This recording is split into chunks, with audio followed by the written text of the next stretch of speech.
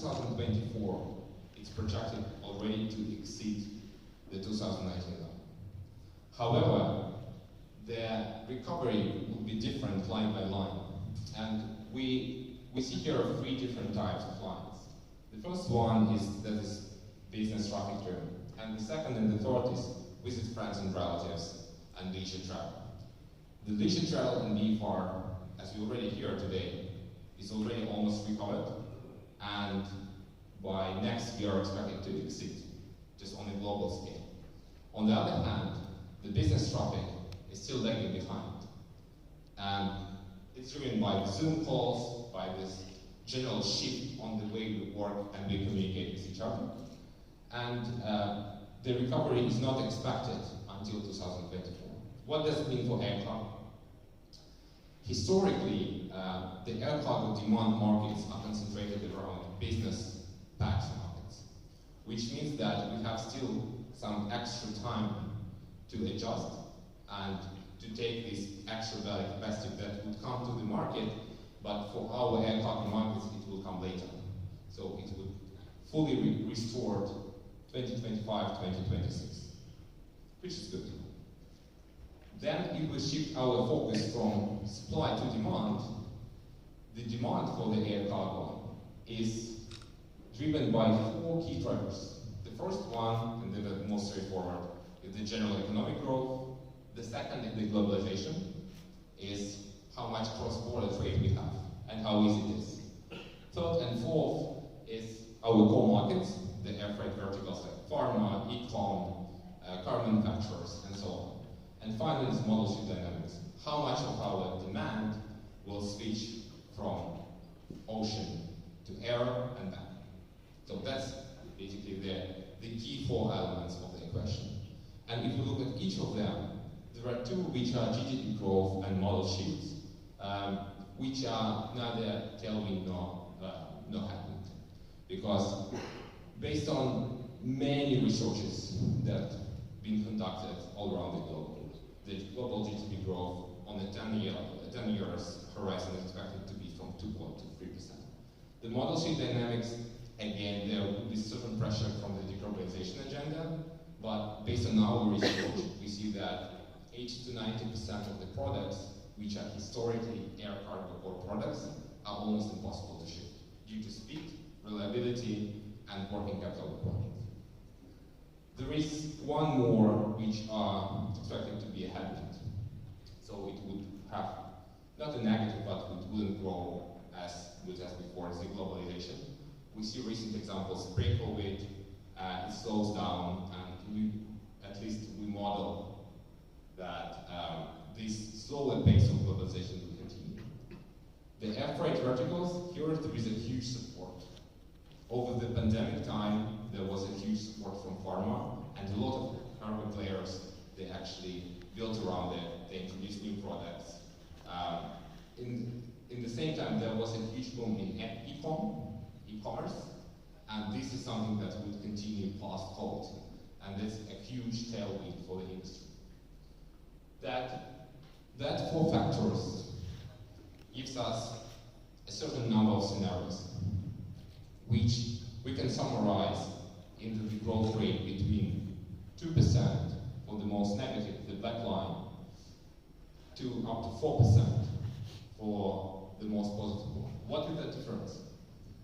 Basically, the key differentiating factors between the 2 of them is the pace of globalization. So if we have higher pace than we had pre-COVID, without trade and tariff barriers being introduced, so we pushed us to the higher forecast, combined with a strong e-com. We will have a bit less promising e-commerce market if we have a bit more tariffs involved, and the same level of globalization as pre-COVID, it drives us to 1. What is interesting, that we speak with clients and with our partners across our global network, we see that Asian-based companies and partners, they believe much more into this high 3.7%. And some of them even say that, hey, it's not optimistic enough. It could be more. On the other hand, if you speak with the European companies, they are much more conservative, and they predict more than 3 to 2%. So there is a certain variability. I think that the next step, we already discussed supply, we already discussed demand. The question, which was for us is the most crucial one, if we combine what going to be with the prices. And we don't want to project the specific price here, but I think what is important is that if we look at the demand and supply gap that drives the price either up or down, so we would have oversupply, the prices are going down, which we saw in 2018-19. We will have undersupply, prices are going up. I think 2021 is an amazing example of what's happening. And the base scenario for the demand and supply gives us that definitely the prices will go down from the peak 2021. It's already, we can see on some of the lanes, especially in Europe. But on the other hand, given the expectation and quite detailed analysis on the belly recovery, on the freighter supply that we have, we see that the market is expected to balance slightly in between 2018 levels and 2020 levels, just in terms of just how much extra demand we would have on top of the supply that we have, which is quite a positive fundamental, I think, input for the industry in general. And finally, I think to summarize on this, what are the key opportunities and challenges based on this market overview we can derive from this forecast? I think on the positive note, in terms of the opportunities that have been boosted and amplified by COVID-19, the first was we entered a new growth year. And the key question is how long it's going to be. And here I think the Q4 of this year would be an important marker to see whether we are still on the growing path or where we are on a slightly slowing market. The second is the huge push from the e-com.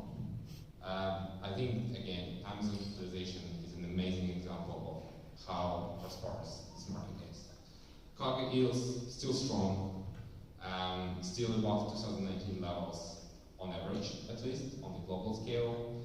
And there are also two opportunities that some of the players are starting to cross. The first one is the end-to-end products. And I think one of the speakers already mentioned that shippers, they want to deliver from door to door. The more integrated products is something that shippers are looking for, just in general. And also we, even in our recent work with air cargo carriers around the globe, we see that it's one of the agenda. Finally, in terms of the big opportunities, the digitization, and there are, I think, two key elements here. The first one is the front end, something that we all can see as how digitized is our distribution. Here we saw that in 2019, on average, it was like 10% of the capacity was digitized. Now it's 14%. So that's the first huge source of better customer experience, better cost. On the other hand, on the back end, we also see that the digital solution flourished. And again, the great example is cargo community systems that allow airports to smoothen their operations, the truck salt management, and so on and so forth. That's on the more brighter side. However, there are certain challenges that we already see here. The first one, as I mentioned, the speed at which cargo capacity for the tax operator would recover would significantly improve the price, especially for the long haul, especially for the business focused destinations. That's number one. The second one, it was quite a good year for logistic fares, 2020 up to now.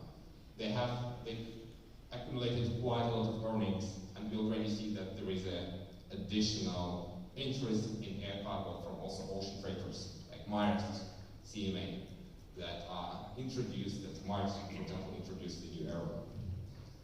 There is also a region-specific challenges in terms of the demand. And I think the recent events, starting from the Q2 of this year would affect specifically, especially in the Europe. For example, the European carriers already had 13% loss in July in terms of the number of shipments and volume. The labor shortage, again, it really depends on the specific market that we have, but for Europe, for example, Frankfurt Airport, they cancelled in July cargo transferring via Frankfurt to provide this extra capacity to their passenger. And finally, which is the most strategic challenge that the industry faces right now, is the carbon reduction. Why we believe that is relevant for the industry, and why we believe that probably there is significant room to do more. Just one last slide, and very quick one. If we compare in the last 15 years, 12 to 15 years, how the fuel consumption improved for the passenger and for the cargo airlines, we see that the cargo industry right now is lagging behind 2 times. Partly because we introduce a lot of old capacity right now, because of the huge demand and so on and so forth.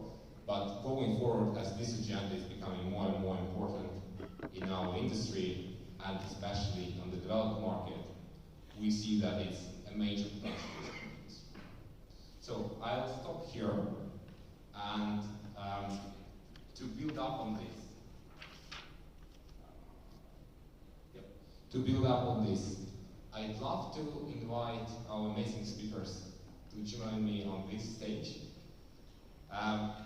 Quick intro.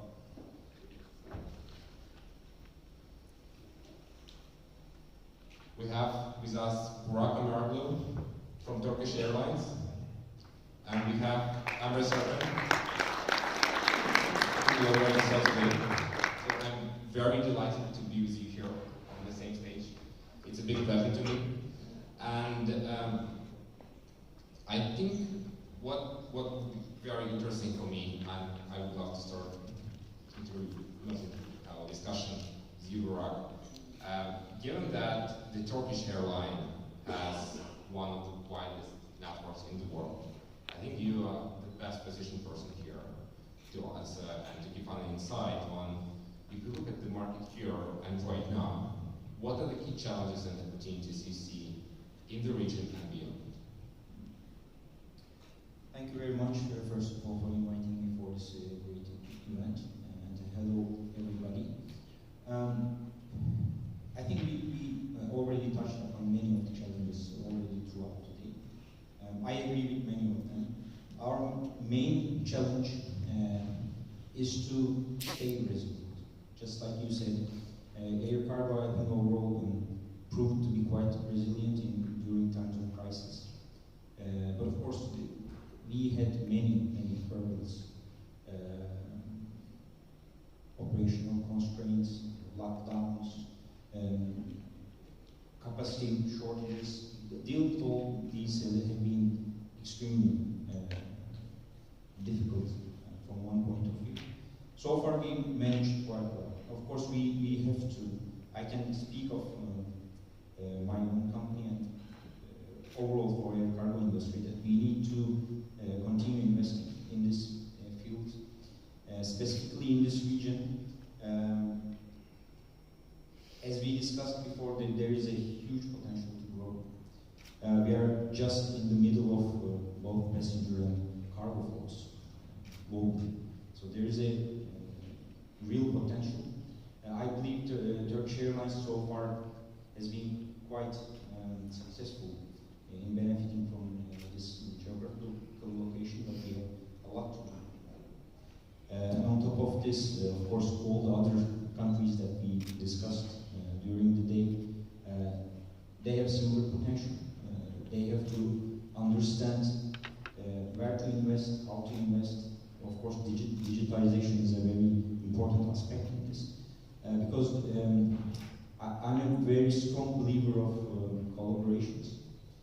This can be maybe interesting to say, as you also mentioned, on one side of the business, this consolidation of businesses is there. So many huge players are trying to do everything, trying to provide all the services themselves to their customers. But on the other side, if we think about the opportunities in the field, with so many different stakeholders trying to deliver the results for the customers, I think the collaboration is very key point.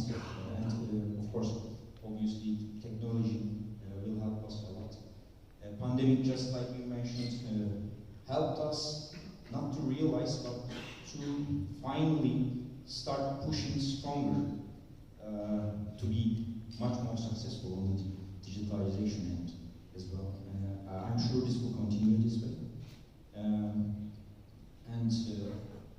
With all these efforts, we will be able to provide a much better service to our clients. As we started to speak about the services and the clients, I think what would be also interesting to hear is that, so as we already mentioned, of you and me, the digitalization of the distribution really skyrocketed. But generally there are more preferences and requirements from the clients that changed. So I think it would be very great to hear your summary on what has changed, what are the key things that changed that you observed through these quite turbulent years on one hand, and on the other hand, how Turkish Airlines as a big global player addressed them for their clients. The expectations of the clients, they haven't changed much. The main expectation coming from our clients was the visibility and tracking where their cargo is. They always want to see this. Of course, providing them timely service is key. But on top of this, clients want to have control on their shipments.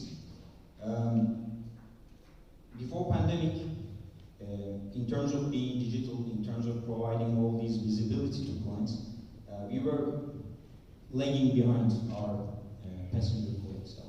Now we are closing the gap.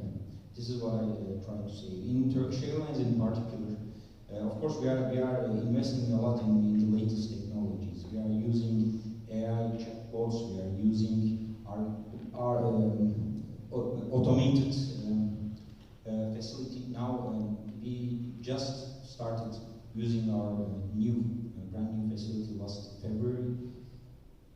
A very big proportion of our whole operations is automated at the moment. Of course, we are still investing in new technologies. Now our operations, as I said, is automized. Now we are trying to optimize our ULD utilization rates as well. We are using newest technologies to that. We are investing a lot in our capacity optimization and revenue management systems.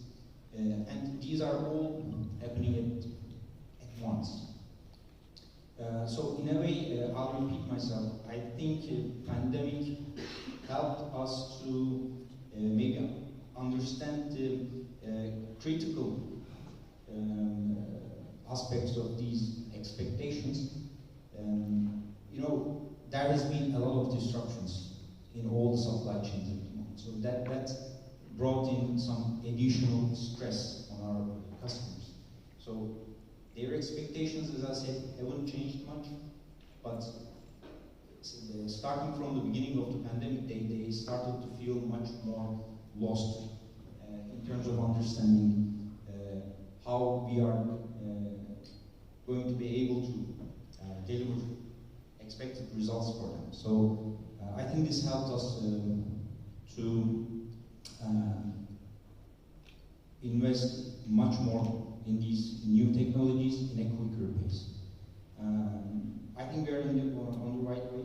Not only Turkish Airlines, obviously, everybody is aware of this problem. And once again, in order to cooperate within all the stakeholders, we need technology. That's the only solution. So everybody, and we need trust, obviously, and that's building, because trust is another big issue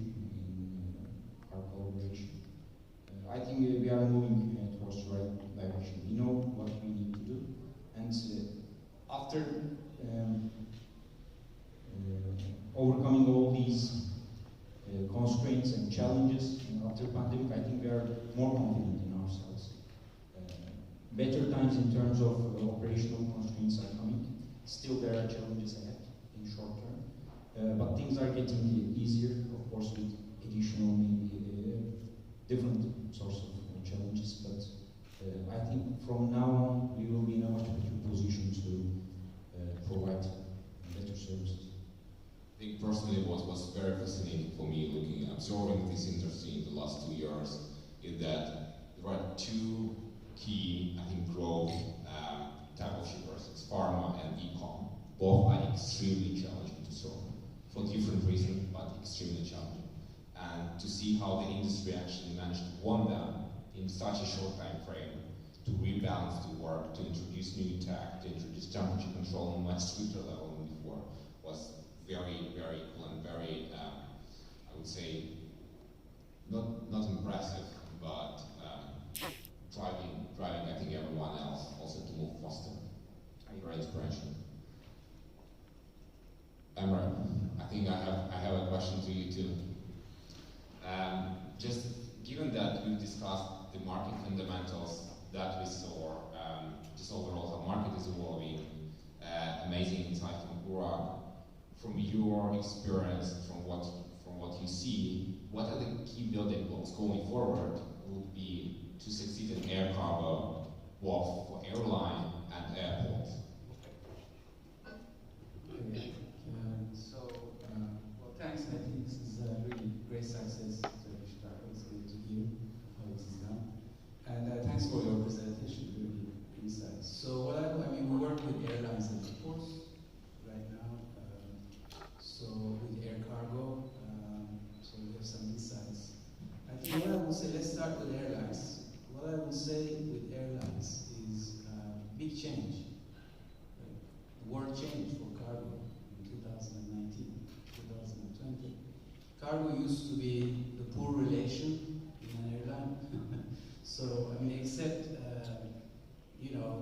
Asia Pacific carriers like Korean, JAL, Cathay Pacific, Singapore, and so on, where you have a lot of manufacturing and industry and a lot of exports, cargo revenues were 20% more, a lot of freighter operations. So the rest of the world, maybe Air France, KLM, most of the airlines' cargo revenues used to be 5%, 10% of the airline revenue share. So it's kind of like, okay, aircraft goes where it needs to go for passengers, and what can we do with the belly from the available baggage space? That's kind of like underlying. So that changed. Suddenly cargo became very important. For instance, in our company, I went as a line manager in Saudi. Suddenly, the chairman starts calling our CEO every day because that's the main revenue producer in the airline. Okay, granted, this is temporary. As we see in your presentation, that will gradually go back. But that kind of generated the focus. I think that's one big change. Okay. The second big change is phenomenal. I mean, you alluded to e-commerce. Today, as we speak, Amazon is flying 100 freighters. Their business plan, in 5 years, from 100, it will go to 200. These are phenomenal. American Airlines, United, they're all watching this kind of growth. So what's happening here? The world is changing. I mean, for the past 50 years, the lead times in cargo reduced from 6.1 days to 5.7 days. Not very impressive, the improvement. And this is primarily the value chain is broken, not much digitization. Everybody looks their own thing. And then forever there is discussions, IATA, ICAO, common standards, FIATA, let's get together and so on. But suddenly, what's happening? Industry woke up. The airlines are thinking, if we don't do something, what's happening in the US with Amazon and Prime and so on, and especially as the customs get integrated, because in a way customs is not protecting us, this is not spreading very fast to the globe. We could be marginalized. Now, Turkish Airlines responded to that fantastically. From 1 million to 2 million, became the best airline in Europe, biggest port in the world and so on, but not everybody has done that. So then, there is a wake-up call, and the wake-up call is, in terms of air cargo, airlines need to do certain things. First, give transparency. If your customer is Amazon, Alibaba, e-commerce companies, just like FedEx, you need to tell them where the cargo is every minute. You can't say you don't know, or we'll get back to you in a few days. That's not acceptable. Second, speed. You need to be able to get the cargo off the plane and get it out in 8 hours, 6 hours. If you say, oh, it's like 20 hours, that's it. Nobody's going to talk to you. And it's cost, and so on and so forth. So that fear, changing airlines, forcing airlines to change. Like Air Canada is another example. Finnair is they're investing in digitized automation, we need to get better, and so on and so forth. So e-commerce, the impact of e-commerce is the second big driver. And then, the third one is the effect of digitization. You mentioned common platforms, paperless cargo, the flow of cargo, and so on. And this is enabling airlines to work a lot better. And it's enabling airlines to cooperate with their counterparts, freight forwarders, tracking companies, customs, and so on, with airports. So I would say these are the big changes. And also, through the spirit of cooperation, there is also a mindset change. Airlines now are thinking, wait a minute, why is it to be airport to airport? Think like this. In terms of revenues, we saw your figures anyway, it used to be $1.9 per kilogram, right? The revenues on the flight. And then it comes to handling, again, it's like a few dollars. And then last mile distribution, suddenly you are jumping $20, $30. If you are FedEx, if you are DHL, they can make $60, $50 dollars. And it's the focus is shifting to pharma, to consumer goods, to electronics, to e-commerce. The parcel element is becoming very important, both in volume and revenue. So we have companies like Smart Cargo now. It's enabling airlines to get into distribution, to cooperation. So their thinking is moving from airport to airport. Oh, we can do more. We can extend into the final mile. Not become a DHL, but do more and cooperate. It's a summary. We can talk a lot. Now, let's think about airports. Okay? Airports is different. Airports, typically, they used to be, their mindset used to be real estate. We own the land, we own the property, we just rent you space, and then we charge you for it. That's it. The rest is yours. So this is because the primary driver, again, I'm not talking about cargo hubs and the airports that have a lot of volume anyway, so then they appreciate cargo side. But most of the airports are either no cargo or little cargo activity, and the cargo business traditionally has been just rent space, we build facilities. But now what happened? Because suddenly, for the first reason for airlines, the passenger revenue dried up. With that, if you don't have passenger revenue, your aeronautical revenue dries up. But also, because nobody is doing any shopping at your airports, your non-aeronautical revenues also go down. So this is such a shock for airports. So then cargo became important. They see that the cargo volume is slowing. Then a lot of focus suddenly on airports to what to do with cargo. So Liège Airport now is the example. They've transacted one deal. They became a partner to Cayano, to Alibaba. And Liège is a small city, it's not London, it's not Paris. It's kind of like, And out of nowhere, Liège Airport 1.45 million ton through the e-commerce logistics distribution and getting into a partnership with an e-commerce company. They really showed the way forward. And a lot of airports now are thinking, well, how do we get on that? We don't want to be a real estate airport anymore. We don't want to just rent space. We want concessions. We want to get involved with parties, ground handling companies, distribution companies, last 4PL, 3PL companies. And then they are starting to see as a concession, as a revenue opportunity. It's very, very different. But then they need to set up air cargo marketing departments, just like passenger marketing. They need to improve a lot in the digitization.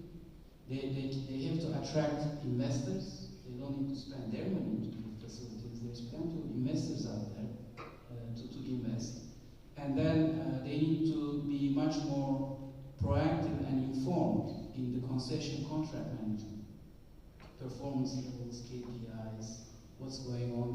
They need to have dashboards. And then they can be proactive, just like an airport on the passenger side. They know best which products sell, which shops sell, because they have the overview. If you are a duty-free operator, if you have one franchise, you have a limited view. But the airport can see the whole view, and it can actually recommend.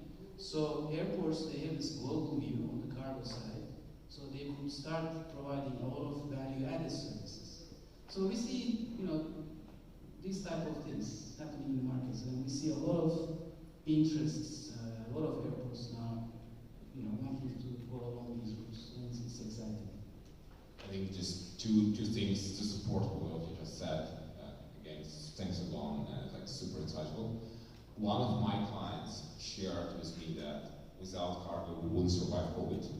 It's a combined airline. They have freighters. They also have passenger airplanes, and the cargo is actually what gave us bread and butter between 2020 and 2021 until the passenger market started to recover. I think that's one. The two, we also conducted a research on the customer expectations on this end-to-end delivery. And for the e-com, for them, it's critical to deliver it within the 48 hours since someone clicked that I wanted. Because after that, there is a huge drop in terms of delivering on the expectation of the client. So today, for the air cargo, it's a huge opportunity. As you mentioned, I think Amazon is right now becoming one of the biggest operator in a way of freighters in the world. Ali, pretty much the same story, and there are a bunch of second-tier big e-com players across the globe that are also starting to build their own logistic chain. So, yeah, thank God. I think that the next session, as many times been mentioned, is very much awaited. But if anyone would have any question to our speakers, I would be happy to give such an opportunity.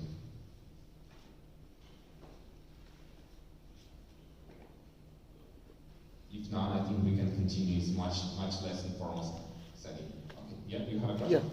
Yeah. Thank you. I'd like to ask, as you say, CMA, Maersk, interested in air business, air cargo, and also Turkish Airlines or Lufthansa interested in e-commerce or being IATA agent.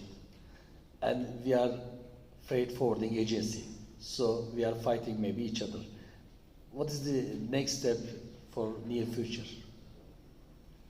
Freight forwarding agencies will be closed, or who will gain the game, win the game? Emre, would you like to pick it up? Yes, I think, it's a very long-going debate that, it's not new. But what you see is the freight forwarding agencies at the top end, like Kuehne+Nagel's, ASVs, and so on.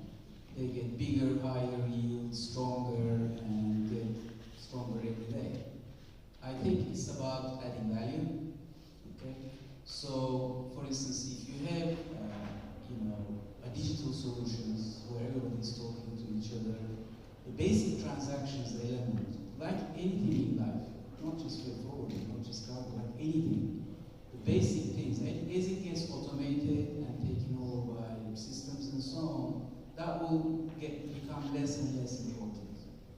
So freight forwarders, the way forward becomes to add value, handle complexity, look at the forecast, look at the market, come up with specialist solutions like end-to-end pharma, for instance, through e-commerce, because like people for a long time, they say GDS is gonna go away. Guess what? They never go away.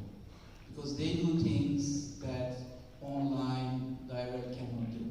You know, a secretary cannot spend 20 hours trying to make all these connections one by one, talking to different airlines. The same with the air cargo. So I think freight forwarding is here to stay, but I think it will be a business transformation. So what freight forwarder agencies needs to do is to embrace the change. For instance, we've done like a model for the country, digitization of logistics and cargo and so on. And I felt, no one said this openly, but I felt, a lot of freight forwarders and so on, what's going to happen? Digital systems will come, what is going to happen in our job? Your job will not change. Your job will get easier. You don't need to phone people, you don't need to make phone calls. You are not going to make any money by entering and re-entering the same airway bill 50 times. It won't be needed for that. There will be blockchain, it will flow, but you will need to be doing other things that the customers are looking for. So you become a customer, you engage with the customers, you come up with solutions and value-added propositions to them, and then you start emulating what, when you look at Kuhn+Nagel's DSVs of this world, there's two axes, right? One is scale, okay, well, that's one thing. But the second is depth and managing the complexity.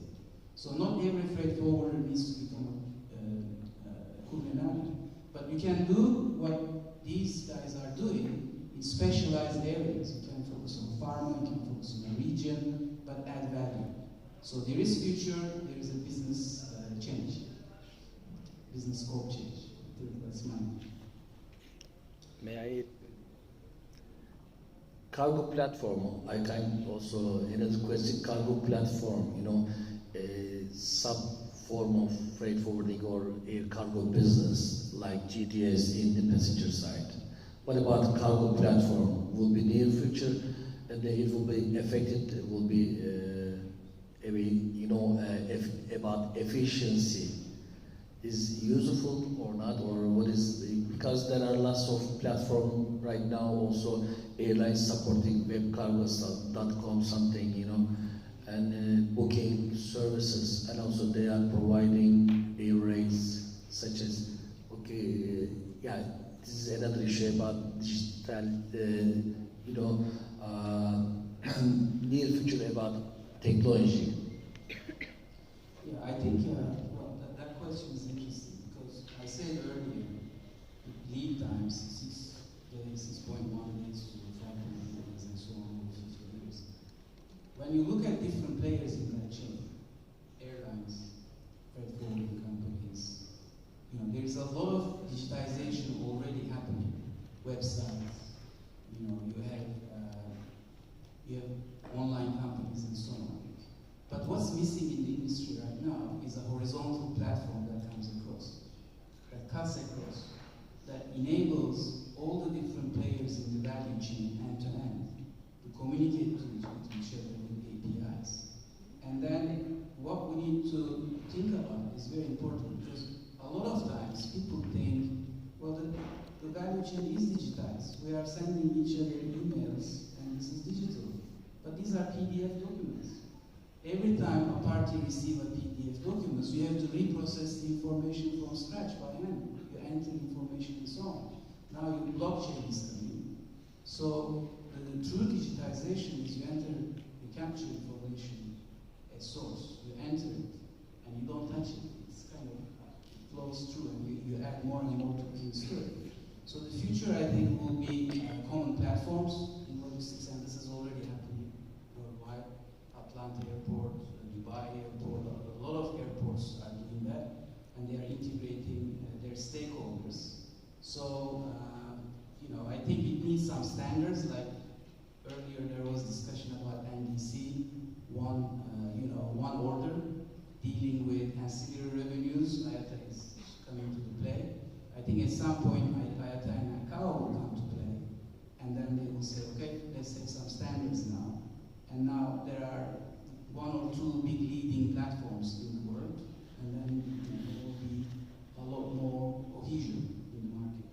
So I mean, I don't want to advertise, but we have another company called Troynet, and we're actually bringing that to Turkey, into the region.